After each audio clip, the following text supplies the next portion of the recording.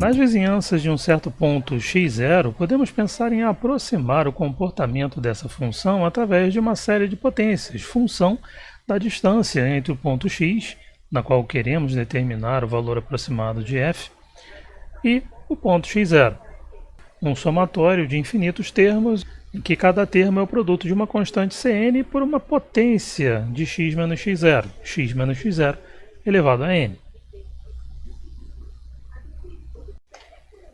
Ao escrevermos a série desta forma, na verdade, queremos dizer o seguinte: nós temos uma certa somatória indo de n igual a zero até um certo m inteiro. Nós esperamos que para m tendendo a infinito, o comportamento desta somatória se aproxime cada vez mais do comportamento da função f de x nas vizinhanças do ponto x0. Quando isso ocorre, dizemos que a série converge para f de x. Um teste que pode ser feito para verificar se essa convergência ocorre é o chamado teste da razão, na qual nós comparamos dois termos sucessivos da série, digamos o termo de ordem n mais 1 com o termo de ordem n.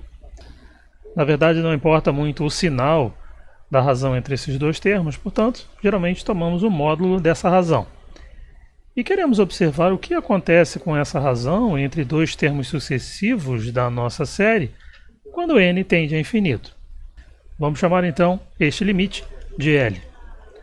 O comportamento de L descreve o que acontece com a nossa série em relação à convergência.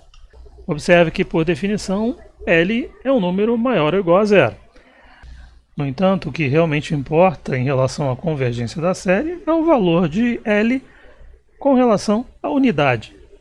Se L é menor que 1, isso significa dizer que, em módulo, os termos da série são cada vez menores e, portanto, a série irá convergir. Já se L for maior do que 1, cada termo da série em módulo é maior do que o seu anterior. Portanto, esta série diverge. E no caso em que L igual a 1, este teste não é conclusivo e, para averiguarmos se a série realmente converge ou não, serão necessários outros testes, mas não mencionaremos eles aqui no nosso curso. Voltando então a nossa atenção para este L, temos ali, dentro do módulo, a razão entre potências de x menos x0, potência n mais 1 e a potência n. Na verdade, esta razão é x menos x0 elevado a 1, que não depende de n. Portanto, podemos escrever este fator x menos x0 fora do limite. O que resta dentro do limite é somente a razão entre os coeficientes Cn mais 1 e Cn. Então, estamos considerando uma série que aproxima o comportamento de f de x nas vizinhanças de um certo ponto x0, ou seja, num certo ponto x, cuja distância em relação a x0 é x menos x0, ou em módulo de x menos x0. Qual seria, então, o valor máximo dessa distância em relação a x0 que garantiria a convergência da série? Bom, vamos chamar este valor máximo de raio de convergência da série. O que dirá para nós, de acordo com o teste da razão, se a série é convergente ou não, é o valor de L. Portanto, para x menos x0 igual ao raio de convergência ρ, esta situação de máximo distanciamento, nós teríamos então L dado por ρ vezes este limite. Queremos então que este limite seja menor do que 1, para que tenhamos convergência na série. Resolvendo então essa inequação para ρ, obtemos isso aqui. ρ deve ser menor do que este limite, da razão entre Cn e Cn mais 1.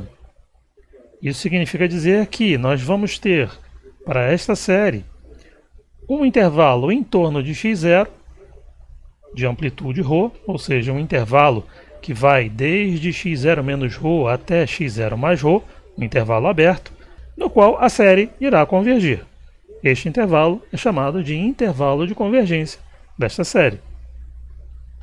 Vamos examinar aqui alguns exemplos de cálculo de raio de convergência de certas séries bem conhecidas.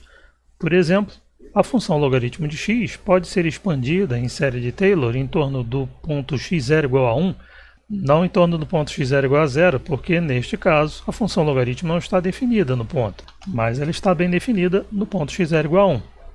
De fato, ao calcularmos a expansão em série de Taylor do logaritmo de x em torno desse ponto, obtemos esta expressão aqui, que pode ser escrita assim. Temos potências de x menos 1, com um coeficiente 1 sobre n, basicamente, e com a alternância de sinais, que pode ser descrita desta forma, menos 1 elevado a n mais 1. Observe que para valores ímpares de n, temos potências pares de menos 1, ou seja, temos um sinal positivo. E para valores pares de n, temos potências ímpares de menos 1, ou seja, temos um sinal negativo. Neste caso, então, nosso coeficiente Cn é da forma menos 1 elevado a n mais 1 sobre n.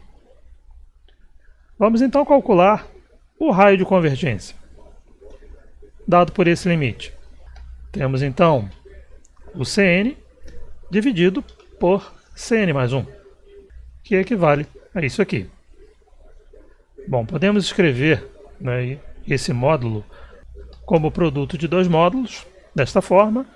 No entanto, o módulo de menos 1 elevado a n, não importa o valor de n, sempre vai ser igual a 1. Portanto, sobra somente o limite daquele primeiro módulo ali, que pode ser simplificado assim, e cujo valor, então, é 1. Ou seja, para esta série, temos um raio de convergência igual a 1. O intervalo de convergência é um intervalo aberto em x0 menos ρ e em x0 mais ρ.